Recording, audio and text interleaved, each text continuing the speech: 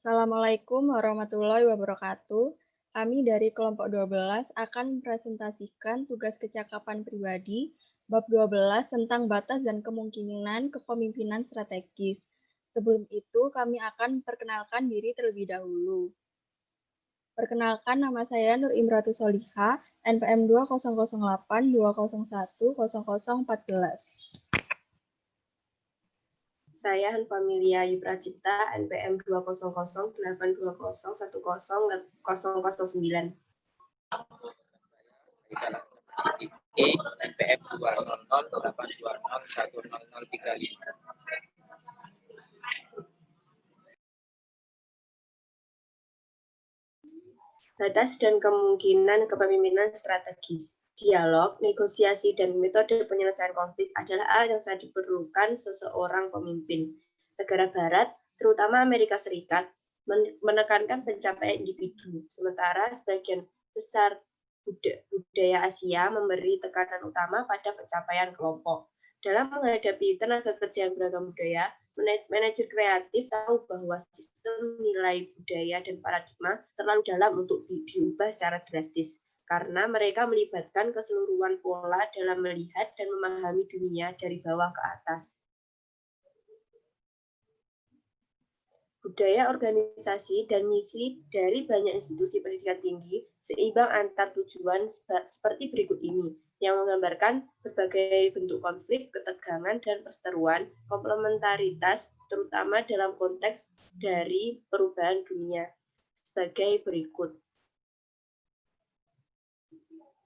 Pengajaran dan penelitian. Jika misi beasiswa dan pengajaran belum dibedakan dan diterjemahkan ke dalam sumber daya, kebijakan, dan harapan yang sesuai, maka lingkaran setan akan berkembang. Peran dan tanggung jawab fakultas. Jika anggota fakultas memiliki beban kerja yang berbeda dalam pengajaran, penelitian, dan layanan, harus ada definisi tanggung jawab yang cermat, digambarkan oleh Linda MC Milin sebagai lingkaran nilai antara anggota fakultas dan institusi. Dalam hal masalah beban kerja, pengajaran anggota fakultas, beasiswa, dan layanan menambah nilai ke departemen yang pada gilirannya menambah nilai bagi institusi.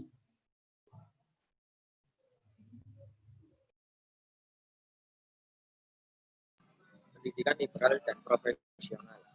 Ada berbagai macam konflik dalam pengambilan keputusan akademis, di mana kepemimpinan strategis dapat memberikan wawasan baru, sebagaimana dicatat dalam Greater Expectation.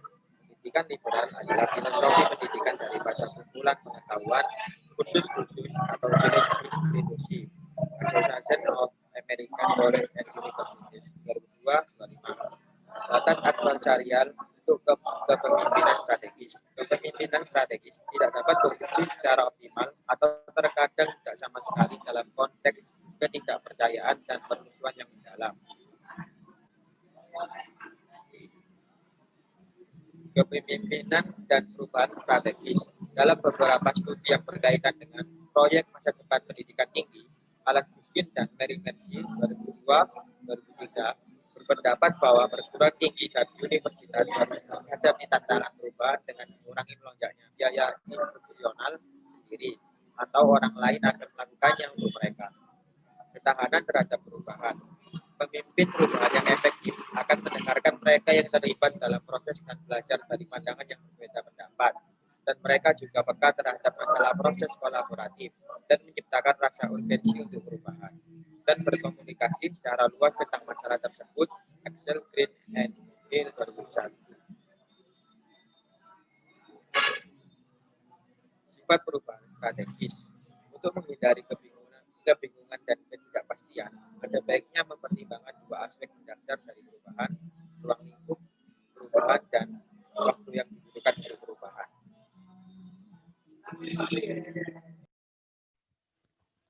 Waktu dan perubahan strategis. Kita harus mempertimbangkan waktu untuk perubahan dengan melihat sisi baik dan buruk dari perubahan itu sendiri. Perubahan tidak terjadi secara cepat, namun terjadi secara bertahap. Karakteristik perubahan strategis. Karakteristik ini dapat ditemukan pada visi dan misi untuk mencapai tujuan yang diinginkan. Setiap lembaga mempunyai cara sendiri dalam melakukan perubahan. Terdapat lembaga yang melakukan perubahan dengan didorong oleh visi yang inovatif dan persiapan yang sudah matang. Karena jika ada masalah ke depannya, kita sudah mempunyai solusi dan plan lain untuk menyelesaikan masalah tersebut. Perubahan, krisis, dan batasan kepemimpinan strategi. Organisasi harus peka terhadap ancaman yang akan datang dan bisa mengganggu reputasi, keuangan, infrastruktur kampus, dan lainnya. Jika terjadi masalah, kita harus mengalihkan kegiatan lain dan menyelesaikan dulu masalah yang sedang terjadi. Untuk batasannya, yaitu kita tidak boleh secara cepat bertransisi ke identitas baru. Contohnya, mengubah perguruan teknik menjadi universitas besar dalam waktu singkat. Kepemimpinan bertambah. Institusi pendidikan tinggi perlu melakukan pengambilan keputusan yang responsif dan bertanggung jawab antar komite, tim, dan komunitas di seluruh organisasi. Terima kasih. Sekian dari presentasi kami. Maaf apabila ada salah kata. Wassalamualaikum warahmatullahi wabarakatuh.